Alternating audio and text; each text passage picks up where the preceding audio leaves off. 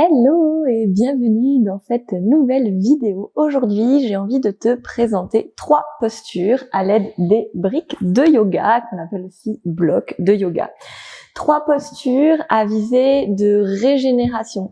Donc les postures régénératrices, c'est toute une famille de postures en yoga. Si tu veux en savoir plus sur les postures de yoga, leurs bienfaits, les ajustements, comment les ajuster entre elles, comment créer tes séances, etc. avec les différentes familles de postures, je te rappelle que j'ai ma formation disponible 30 jours pour vraiment se mettre au yoga qui va vraiment plonger dans ces différentes familles de postures. Et aujourd'hui, donc, on va venir explorer 3 postures régénératrices avec des briques. Cette famille de postures, du coup, elle va te permettre, comme son nom l'indique, de te régénérer, de venir vraiment chercher de la détente, chercher de l'apaisement. Ce sont des postures qui vont être tenues plusieurs respirations. En général, au moins une dizaine de cycles respiratoires. On va vraiment prendre le temps de laisser notre corps s'imprégner de ses sensations, laisser nos cellules intégrer les informations, laisser le mental lui aussi se calmer et réussir à amener de la détente physique, mentale, émotionnelle dans la posture. Selon la posture qu'on va prendre, on aura des effets qui vont être spécifiques. Des fois, on va plus travailler sur le bas du corps, des fois sur le haut du corps, des fois sur telle ou telle émotion ou sur telle ou telle fonction physiologique. Ça, on va le voir ensemble, du coup, dans les 3 postures qu'on va faire. Et c'est des postures qui sont très adaptées, par exemple, lorsque tu es stressé, lorsque tu es un petit peu dans l'agitation, dans l'éparpillement mental, que tu sens que tu as du mal à te concentrer, que tu te sens fatigué. Également, des fois, quand on est fatigué, on a tendance à pas faire de yoga, mais en fait, les postures, justement, régénératrices vont t'aider à regagner en énergie. C'est du coup potentiellement très adapté à faire le soir plutôt que le matin. C'est plus une énergie descendante de retour au calme. Donc, c'est des postures parfaites quand tu rentres de ta journée ou juste avant d'aller au lit.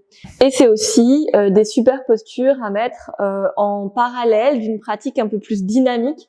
Ce sont des postures du coup avec une énergie un petit peu plus yin, plus dans du coup cette polarité féminine, de la détente, de la douceur, de l'accueil, de l'ombre en fait un petit peu plus, de la tranquillité.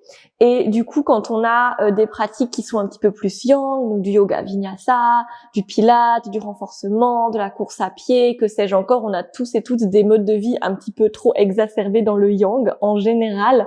Donc c'est des postures qui vont être super pour contrebalancer cette énergie.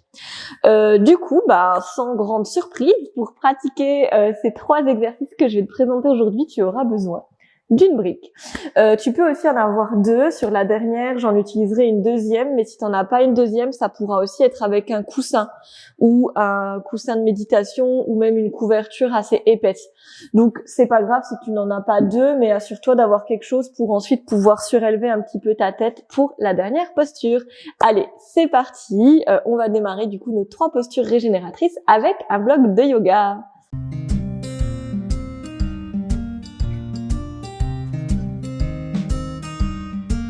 Ok, donc pour notre première posture, on va se munir de notre bloc, le déposer assez proche de nous. On va pouvoir passer sur un côté pour s'allonger sur le dos. Hop. Et une fois qu'on est sur le dos, on va avoir les pieds au sol, on va bien étirer notre bassin, on va bien étirer notre nuque. Ça, c'est vraiment notre posture de base sur le sol, hop, avec notre colonne allongée. On va prendre notre bloc. Cette posture, ça s'appelle Viparita Karani. On va en fait avoir les jambes en l'air et du coup une action vraiment de retour veineux super intense et super agréable. Quand on met notre bloc sous le bassin, donc on va le mettre ici, on va vraiment chercher à le mettre sous le sacrum. Donc le sacrum, c'est cet os triangulaire, plutôt plat, mais en fait plutôt bombé, qui est vraiment à la toute fin de la colonne vertébrale. Et souvent, l'erreur que les élèves font, c'est de mettre la brique trop haut, c'est de la mettre ici, au niveau des lombaires, au niveau du creux lombaire. Et là, déjà, c'est très désagréable, ça peut faire mal, parce que au niveau du sacrum, on a vraiment comme toute une surface plus plane, qui est plus propice à être appuyée sur quelque chose, alors qu'au niveau des vertèbres, on a les processus épineux, donc les petites boules qu'on peut sentir, qui sont plus comme des tiges comme ça avec des espaces en fait entre, donc c'est très désagréable si on vient s'appuyer Et en plus, ça peut venir être lésionnel pour notre vertèbre lombaire, qui est déjà souvent un petit peu le siège de tension ou de pression. Donc vraiment, fais attention à bien descendre ta brique. Il vaut mieux qu'elle soit un peu trop basse, de toute façon tu vas le sentir, ça va être sur ton coccyx, tu vas rouler, ça va pas fonctionner, plutôt qu'elle soit un peu trop. Donc cherche le plus bas possible, tu sens que ça tient pas trop, c'est plutôt le coccyx, et hop, on remonte, et là on sent quelque chose de vraiment plus plat. Et donc là, on est sur notre sacrum. Donc ça, c'est la première manière de mettre ta brique. Dans Viparita Karani, elle est comme ça, horizontale. On peut augmenter un petit peu en la tournant, comme ceci. Hop, donc elle est un petit peu plus haute. Notre bassin est plus surélevé, la posture sera plus intense.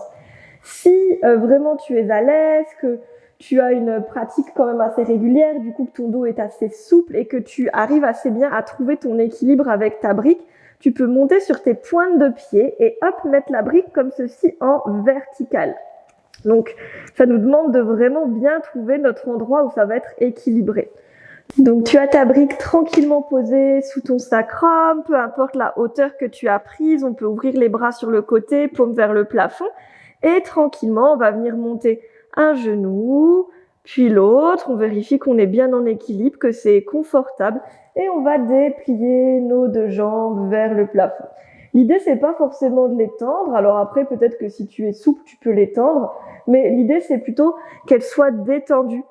On est, je le répète, dans une posture plus à visée régénérative ou régénératrice, je ne sais jamais. Et pas dans une posture à visée d'étirement ou de quelconque tonification. Ici, tu peux fermer les yeux. Laisse-toi respirer dans le ventre, laisse chaque expiration tes épaules se relâcher, ta mâchoire se détendre, ton bassin peser sur ta brique. Tes jambes peuvent rester toutes molles, hein, comme si elles étaient flottantes dans l'air. Si tu veux un petit peu plus activer ce retour veineux dont on a parlé, ce bienfait circulatoire, tu peux venir faire des cercles avec tes chevilles. Des cercles dans un sens, des cercles dans l'autre sens. Tu peux aussi t'amuser à venir pointer les pieds et puis les flexer, à venir tendre un peu plus les genoux et puis les relâcher un peu plus. Mais aucune obligation ici, peut-être tu as juste envie de laisser tes jambes comme ceci flotter dans l'espace. On va prendre plusieurs respirations ici, on laisse le ventre gonfler à l'inspire, rentrer à l'expire et on peut venir visualiser jusqu'à peut-être même ressentir tous les liquides des jambes qui reviennent vers le bas. Les jambes qui s'allègent, qui se libèrent. Les liquides sanguins, lymphatiques qui remontent pour être traités dans les canaux de l'abdomen et du centre du corps. L'énergie qui se concentre au niveau du bas-ventre, du bassin. Respire ici, encore 3 grands cycles. Relâche bien tes épaules et ton visage. N'hésite pas à changer la hauteur de ta brique si c'est inconfortable ou alors que tu veux aller plus loin.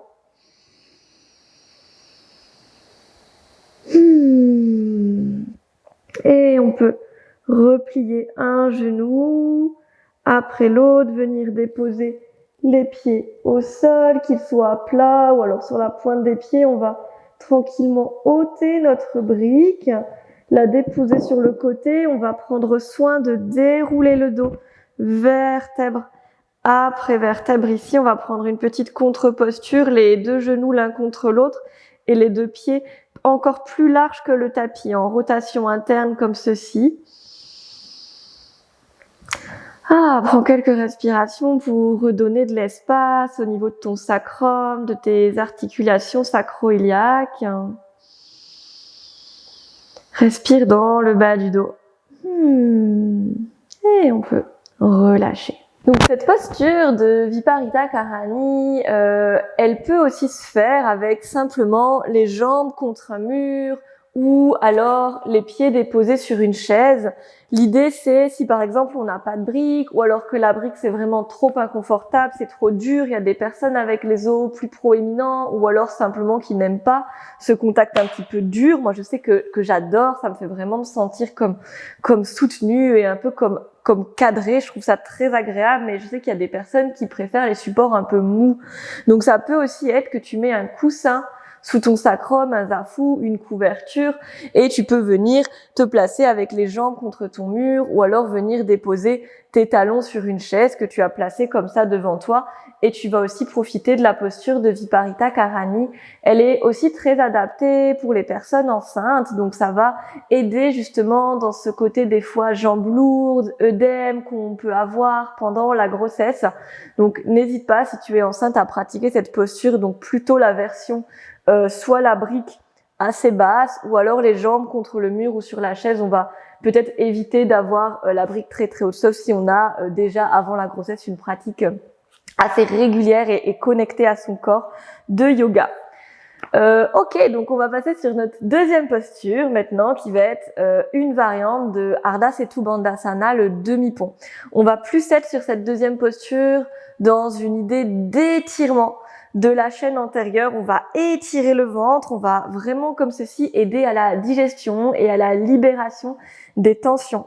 Si par exemple tu sens que tu as tendance à être enroulé sur toi-même, que tu es crispé, que tu as des problèmes au niveau de la digestion, un transit irrégulier ou alors de la constipation, si par exemple tu as des douleurs au niveau de tes cycles menstruels, si tu as de l'endométriose, de l'adénomiose, également si toutes les côtés un peu des fois repli sur soi, comme un peu tristesse, lassitude, manque d'énergie, manque de vitalité, cette posture va vraiment nous aider. Et on va aussi être tout sur le côté ouverture des hanches, donc le côté aussi étirement au niveau du psoas, au niveau du quadriceps.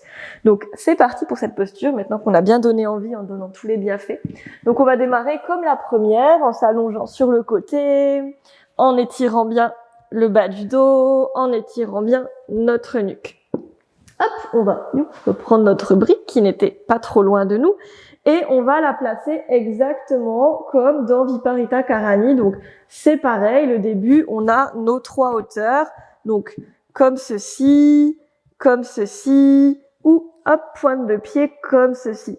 Donc je te répète que ta brique est bien sur ton sacrum et pas sur tes lombaires, ça va être très très important ici, sinon ça peut vraiment être inconfortable.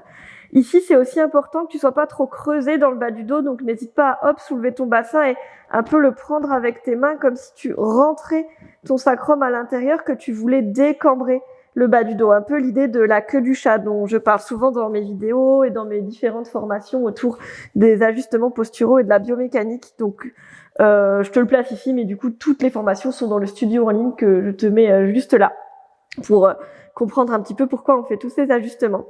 Ici, tu vas tranquillement, peu importe la hauteur de ta brique, allonger tes 2 jambes. Donc moi, j'ai pris la version intense parce que je connais bien mon corps, j'ai déjà fait cette posture, je sais que je n'ai pas de limitation, mais on a vraiment tout plein de bienfaits aussi si on est comme ça. Et je te conseille vraiment, si tu n'as jamais fait les postures, de toujours commencer par l'option, on va dire, plus facile, pour voir comment ton corps réagit, pour observer tes sensations, voir comment ça se passe aussi l'après-posture et être sûr que tu ne vas pas te faire mal en allant un peu plus loin. Un peu trop loin peut-être pour ton corps. On n'a pas tous les mêmes anatomies et on n'a pas tous le même entraînement, on va dire, corporel. Donc hop, voilà. Moi je me mets comme ça, mais tu n'hésites pas à être beaucoup plus bas.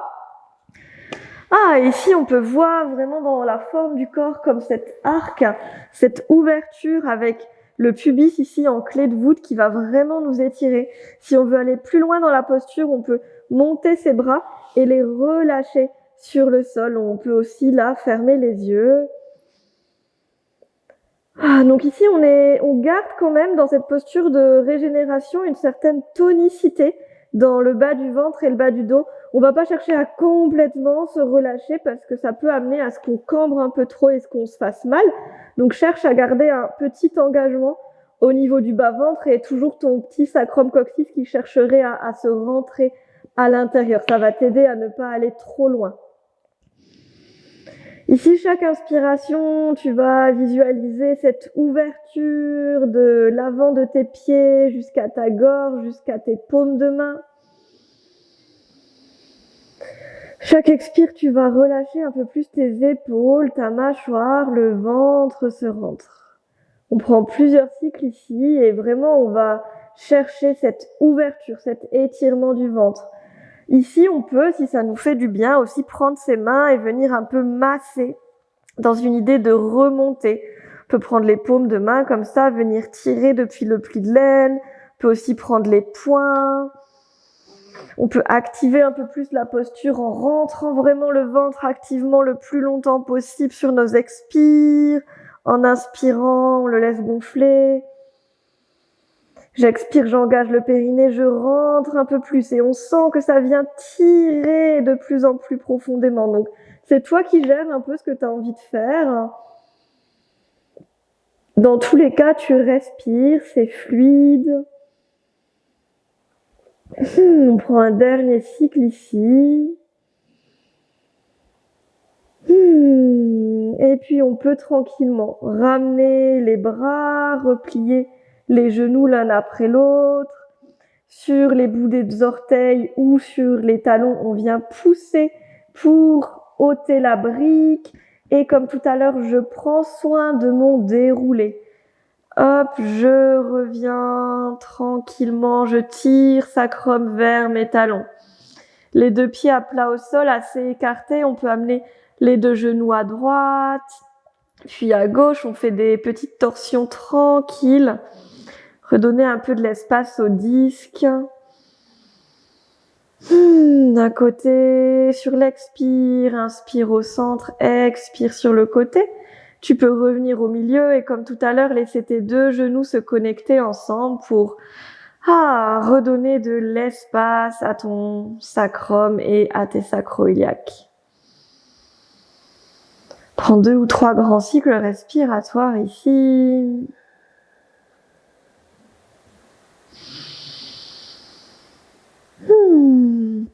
Et on peut relâcher, revenir au centre si tu as envie, maintenant qu'on a un petit peu remis à plat, on va dire, notre colonne. On peut aussi aller un petit peu plus dans quelque chose d'arrondi avec notre petite boule, les deux genoux l'un contre l'autre. On peut un peu masser le bas du dos.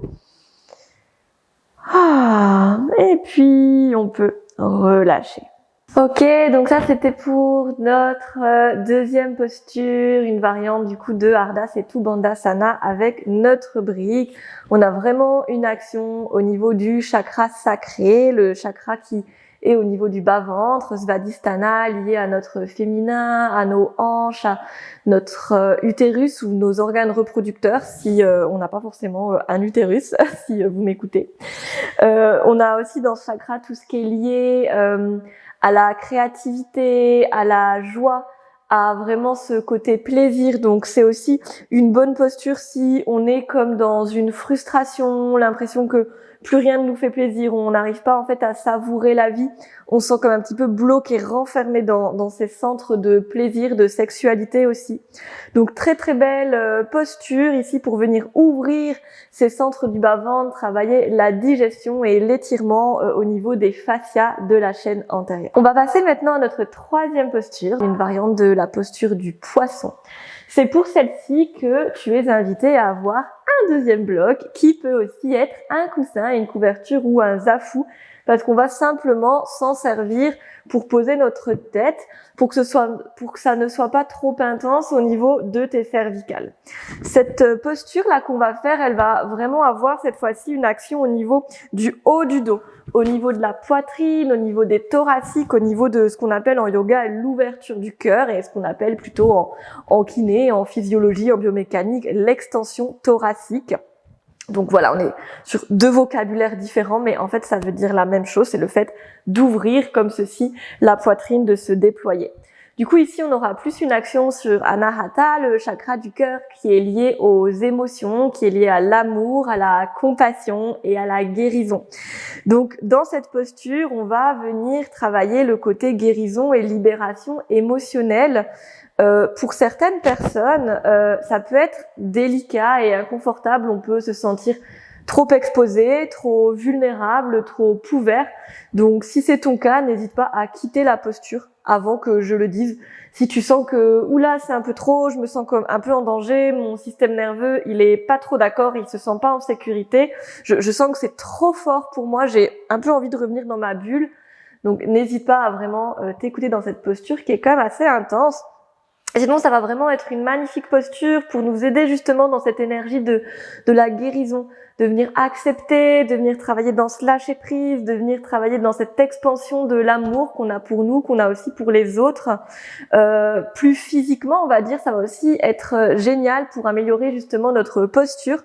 Comment on se tient, comment est-ce qu'on est bien droit, comment est-ce qu'on est bien étiré, comment est-ce qu'on n'est pas comme ça renfermé vers l'avant. Donc, on va aussi avoir tout un travail sur les épaules. Et du coup, cette posture va aussi nous aider à libérer la respiration, à ouvrir au niveau du diaphragme, au niveau des côtes, au niveau des clavicules. On a aussi une action sur un peu la zone de la gorge, même si elle va être moins intense que dans la vraie posture du poisson, où on a un peu la tête qui roule comme ça vers l'arrière et on ouvre. Là, on va quand même avoir notre tête soutenue, donc on va pas trop ouvrir en fait au niveau de la gorge, mais on a quand même toute cette action sur le haut du corps. Donc c'est parti, on va, comme toutes les autres fois, rouler sur un côté pour arriver au sol. Touc. Et on va venir placer notre tête sous notre support. Donc on a bien pris soin, comme d'habitude, de tirer notre bassin avec les fessiers vers les talons. On a bien étiré notre nuque aussi pour que ce soit confortable. Donc notre coussin ou notre rubrique est au niveau osseux, de la base du crâne. On n'est pas sous la nuque, au niveau des vertèbres. De toute façon, on sent que c'est vite assez inconfortable. On va prendre notre deuxième brique et on va venir ici la placer dans ce sens-là. Donc on est vertical comme ça et on a le petit côté qui est en haut. Ça, c'est déjà une proposition qui peut être quand même assez intense. Si tu n'as jamais fait, que ça te paraît un peu trop dur pour ton corps, tu peux aussi la mettre comme ça. Donc, elle sera moins haute. C'est aussi une possibilité. Tu iras juste un petit peu moins loin au niveau de l'ouverture. Et donc, on va la placer entre les omoplates. Ici, on va chercher à la placer assez haut. Souvent, on va la placer trop bas et à nouveau, c'est pas idéal. On va se retrouver au niveau de notre charnière. Les vertèbres, elles sont une fois dans une courbure, une fois dans l'autre courbure et nous, on les amène tout ensemble dans une même courbure. C'est pas idéal. Donc, cherche vraiment à la mettre assez haut. Donc ici, tu pousses dans tes talons, tu soulèves et on va venir, hop, glisser notre petite brique. Hop. Donc, moi, je me suis mis tac, sous mon pull. Super. Voilà, on va chercher à aller assez haut. Hop, et ensuite, on va venir se relâcher d'une manière super agréable ici. On peut ajuster notre brique, notre bassin est revenu au sol. On n'hésite pas à remonter un peu sa brique du haut si on sent qu'elle est trop basse et que c'est désagréable. Donc, hop, voilà, il faut que je la remonte un peu. On fait vraiment ces petits ajustements comme ça en s'écoutant, en cherchant quelque chose de confortable. Donc la brique, elle est au niveau de notre colonne, elle n'est pas déportée sur un côté. Et donc on voit qu'ici, ma deuxième brique, elle m'aide à soutenir ma tête. Si je l'avais pas, je serais comme ça. Et là, au niveau de la nuque, on viendrait vraiment casser, on viendrait vraiment se faire mal. Donc je t'invite à ne vraiment pas faire cette posture sans un support sous la tête. Youp. Voilà. Et donc on voit qu'on a quand même une petite ouverture au niveau de notre gorge ici. On peut relâcher les bras et on peut se détendre, laisser nos épaules se relâcher. Si tu es vraiment à l'aise dans la posture, tu peux, en ayant pris soin de décambrer légèrement le bas du dos, allonger tes deux jambes. Et on respire ici, on peut vraiment sur l'inspire s'imaginer comme un poisson avec ses branchies qui viennent s'expandre, s'ouvrir, nos côtes qui s'ouvrent. Expirer pour relâcher le sternum, relâcher les côtes, se laisser fondre sur sa brique. C'est pour ça que c'est vraiment important de bien se placer, de bien se positionner. Comme ça, ensuite, on peut complètement se laisser aller et profiter des bienfaits des postures. Si on est dans une crispation ou une douleur, on va avoir du mal à se détendre et on sera pas en régénération, en intégration. On sera en crispation et en refus d'intégration. Au contraire, on va se fatiguer. Donc cherche vraiment quelque chose qui est bon pour toi.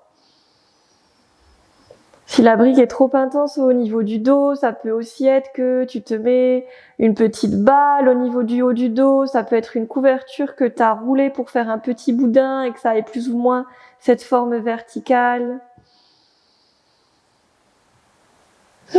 Prends encore 3 grandes respirations. Laisse ton plexus s'ouvrir. On a aussi une action sur notre Manipura, notre 3e chakra, notre soleil intérieur qui nous permet de rayonner. Laisse-toi respirer dans ton cœur et dans ton plexus, laisse-toi détendre et abandonner dans cette posture d'ouverture, de réception. Prends encore une grande inspiration, grande expiration. Puis tu pourras replier les genoux, soulever le bassin, hop, venir chercher ta brique. On prend soin de dérouler en rentrant le menton, vertèbre après vertèbre. On peut venir ôter la brique ou le coussin de sous la tête. On dépose le bassin. Ici, tu peux venir prendre les 2 mains dos à dos, comme ceci, et on va pousser, on va tirer nos bouts des doigts vers le ciel. On fait une contre-posture en ouverture des omoplates à l'arrière. Donc tes coudes sont ouverts et chaque expire, tu tires tes coudes vers le plafond et tes doigts. Et on cherche à élargir l'espace entre les 2 omoplates. On peut aussi un peu rouler d'un côté de l'autre. Tu peux aussi, pour aller un peu plus loin, entrelacer tes doigts comme ceci et pousser le dos des mains vers le plafond. Et si tu connais cette variation des mains, on peut aussi prendre notre version des mains de Garudasana, notre posture de l'aigle, avec les coudes comme ceci, les poignets, et on tire nos coudes vers le plafond. On le fait des 2 côtés. On cherche toujours à ouvrir notre chakra du cœur, mais dirigé vers l'arrière. Chaque expire, tire un peu plus tes coudes, ouvre l'espace dans le milieu du dos. Et tu peux relâcher. Et voilà pour cette 3e posture qui te permet également de venir travailler ta capacité à recevoir, ta capacité à t'abandonner, te laisser aller, ta capacité à la fois donner de l'amour mais également en recevoir.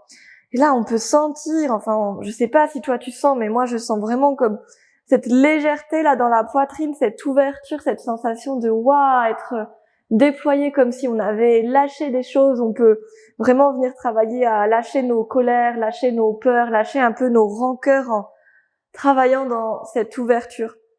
Toujours en se disant que l'ouverture du cœur, elle est pas forcément dirigée tout le temps vers le monde extérieur, elle est aussi dirigée vers soi. Donc on va aussi travailler notre chakra du cœur dans l'ouverture à l'arrière, dans l'ouverture sur les côtés, pour être équilibré et pas avoir toute notre énergie déportée vers les autres et aller jusqu'à s'oublier soi-même. Donc ne pas oublier que l'amour qu'on va cultiver, il va être déjà dirigé vers nous-mêmes pour nous guérir, pour nous nourrir.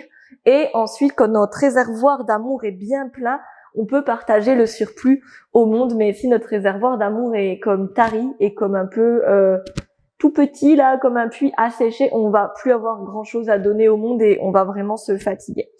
Donc voilà, ça c'est pour tout le travail au niveau de la zone du cœur. Et donc on va vraiment aider aussi dans notre posture. Si tu passes beaucoup de temps sur l'ordinateur ou si tu as un travail un peu manuel ou tu as toujours les mains vers l'avant, quasiment tous les métiers manuels avec les mains vers l'avant, pas avec nos mains vers l'arrière quand on fait des trucs, ça peut vraiment être aussi une super posture à la fin de ta journée de travail pour libérer au niveau des pectoraux, libérer au niveau des épaules, de ta respiration et venir prévenir les risques peut-être de tendinite, d'affaissement, etc., de syphose, en fait d'hypersyphose au niveau du haut du dos. C'est vraiment une super posture pour ça. Donc voilà pour ces 3 postures régénératrices. J'espère de tout cœur qu'elles t'ont fait du bien, que tu te sens apaisé, que tu te sens énergisé, mais d'une manière douce, pas excité, mais vraiment comme vitalisé, nourri de l'intérieur dans une paix et dans un espace de calme. En tout cas, c'est tout ce que je te souhaite, moi. Je me sens vraiment comme ça en quelques minutes. Donc, c'est vraiment très puissant. Une posture avec des respirations conscientes et une intention de détente, ça va vraiment avoir des effets sur plein de parties de toi. Donc, je t'invite à les pratiquer régulièrement si tu en ressens le besoin, si tu te sens, voilà, dans un système nerveux un petit peu stressé, un petit peu anxieux, si tu te sens fatigué, si tu as l'impression de te réveiller le matin que tu es déjà fatigué ou de ne pas avoir d'énergie, d'avoir aussi l'impression de ne pas avoir de temps pour toi et de disperser toute ton énergie vraiment vers les autres, vers ta famille, vers ton travail. Peut-être ces postures vont aussi t'aider à te recentrer, à revenir dans un espace de calme pour toi, vraiment quelque chose où tu peux te ressourcer. Donc c'est des très belles postures à pratiquer régulièrement, le soir, dans aussi les saisons d'hiver là qui vont arriver. C'est super chouette, c'est vraiment l'énergie de l'intériorité, du retour à soi, du retour au calme, au foyer, de la régénération, de l'intégration intérieure pour pouvoir nourrir son terreau et ensuite faire fleurir toutes nos belles petites fleurs au printemps. Donc pour ça voilà, je tourne cette vidéo avec mes chaussettes toutes douces et mon petit pull parce qu'on est vraiment dans cette énergie cocooning avec cette pratique. J'espère du coup que mes petits enseignements, ajustements t'ont plu, t'ont aidé à trouver de l'aisance et du confort dans ces postures. Si tu veux aller plus loin avec moi en yoga, comprendre comme je t'en ai déjà parlé un peu plus les ajustements, la biomécanique du mouvement, les familles de postures, mais aussi toute la philosophie du yoga, les techniques de respiration, les bienfaits du yoga, les dangers également, les différents types de yoga, etc. Apprendre à créer en fait tes routines personnelles et adaptées à tes besoins. Ça se passe dans ma formation 30 jours pour vraiment se mettre au yoga où je vais vraiment, en plus d'ajustements posturaux et de flow thématiques, de pratiques, etc. On a vraiment plein d'outils pour t'amener de la régularité, de la précision dans ta pratique pour vraiment que le yoga devienne ton outil de soin autonome au quotidien. Donc ça se passe par ici dans le studio si tu veux voir mes propositions. Je propose également des accompagnements en yoga thérapie, en individuel et dans quelques mois en groupe. Donc toutes les infos sont sur mon site petitbouddha.be, également régulièrement des stages, des retraites, des formations en présentiel. Donc n'hésite pas à voir tout ça si mon approche te plaît, à liker la vidéo et à mettre un petit commentaire, je t'en serai vraiment très très reconnaissante. Je te fais plein de bisous et je te dis à très bientôt, c'était Fanette.